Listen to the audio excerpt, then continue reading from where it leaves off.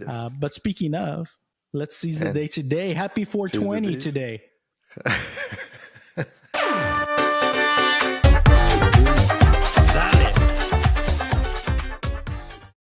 So this week I was talking with one of my friends. He lives in Europe, and for whatever reason, I just told him YOLO. YOLO. YOLO. You just need to live only once, right? And then because my friend he started just learning about philosophy and going back to the old books, right? He just got divorced.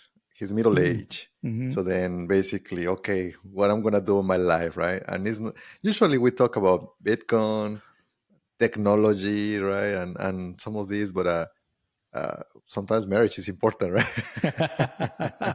So Very important. Let's our wives are watching. yeah, So yeah, no, I think that sometimes if you don't choose the right partner, it's tough. It is tough, right? Because even your network can be split in half, right? So, but yeah, it's very unfortunate. Anyways, going back to my story on YOLO, and we were debating.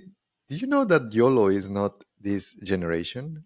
I was thinking that the YOLO culture that you only live once is literally invented in this kind of generations, right? uh-huh. But it's not. It actually there is a this thing came from the Romans. They Really? call it carpe diem, and Of it's basically the course. meaning is seize the day, which is kind of the YOLO in their times. It's just Uh-huh. funny to me that we think that we are so clever and we have these different terminologies, but they already were made by the Romans. What do you think about that? Man, all the generations, they all got their own thing. Yeah, have you heard the theme or the meme where they say, how often do you think about the Roman times or the Roman Empire? That's one of the things, man. We millennials, we thought we coined the YOLO, but I guess it's carpe diem, seize the day. It's been around forever. So, Yes, but speaking of, let's seize the and day today. Happy seize the 420 days. today. You know, it's like when we were looking into Bitcoin for the halving, some dates because you don't know, right? They were predicting to be in May, Mm. and suddenly because of the compute and how they were trying to mine these the hashes, it landed like today. So uh, the halving happened, and you know what? We predicted kind of in the pod a couple times before. It's uneventful, like literally price action uneventful, nothing up or nothing down, right? It's just uneventful. So some people speculate that it's already priced, right, on this period. But I'm more curious to explain to the audience because multiple people in the comments and people that they know us sometimes they understand that they are mining. Maybe let's explore a little bit that to explain what is the concept of the mining and halving, right? Just in a very high level, so that way uh, your mom and mom can understand it. Yeah. Yeah, that's a good point. And but by the way, yeah, happy 420 to you, Mondo. The having. This is probably one of the biggest havings or one of the biggest Mm. 420s we've had in a while because not only is it the Bitcoin halving day, but it's also palindrome day. It if you haven't noticed, it's 420 2024. So very interesting day today. Just a little insightful nugget for you there. And by the way, this palindrome day on 420 won't happen again for another millennia. So April 20th, 3024. So another 1,000 years from now. So it is indeed a very I don't think that special I'm gonna day be here today. for that. You never know. We could freeze the heads just like You in or my Three freeze Body my Problem. consciousness, right? Yeah. Yeah, exactly. But yeah, back to your point. Yeah. So what is having day anyways, right? I think a lot of people familiar with Bitcoin know at least it's the day when the mining reward gets cut in half. And to maybe the uninitiated person on Bitcoin, they might think, oh, well, if it's getting cut in half, does that mean the price is going to come down in half? And we talked a little bit about this last time, and that no, that the answer to that is no. It's actually the opposite, right? When we're looking at the supply and demand equation, We're talking about the supply side here of Bitcoin being created. So the miners go through their calculations and their mining every single day.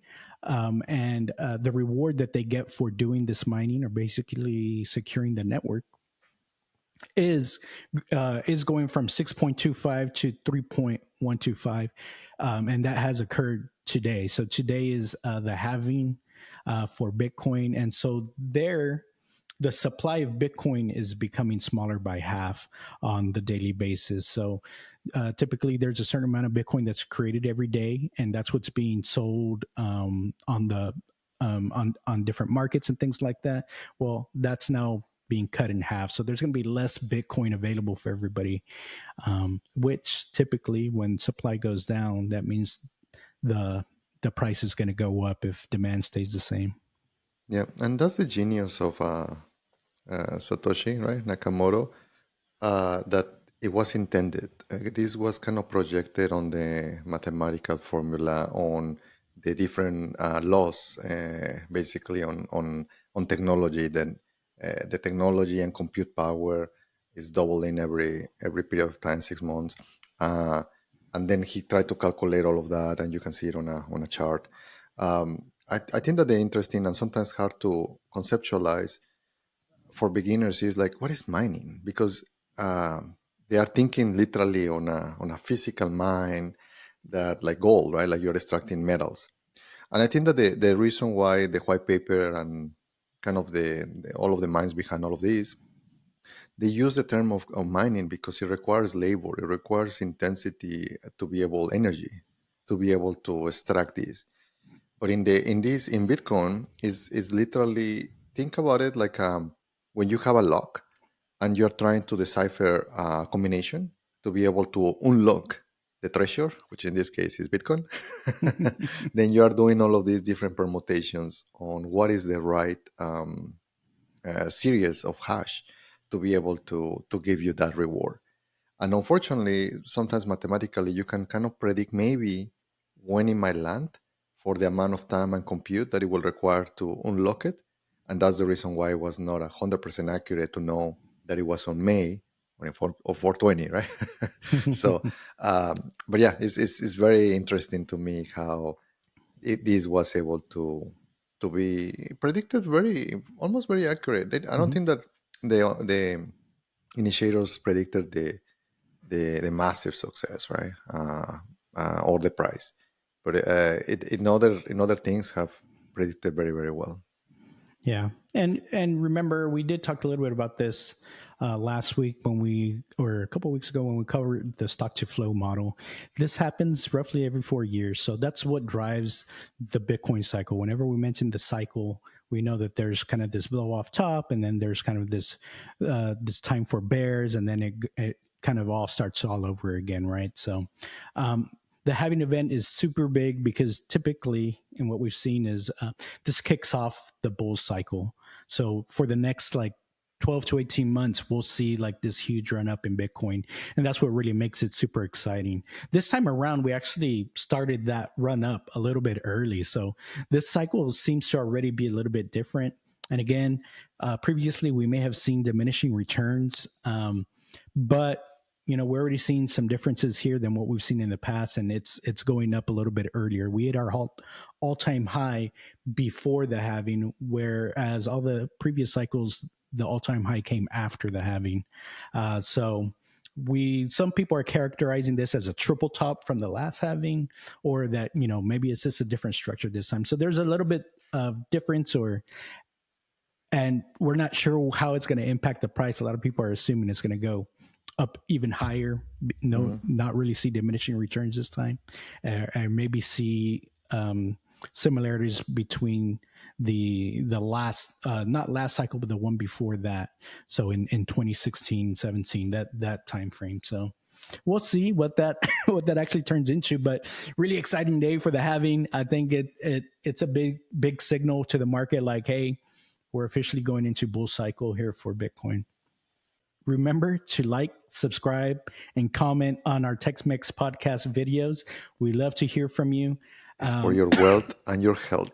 That's right. And a quick plug for our all-time high videos and our Halving videos.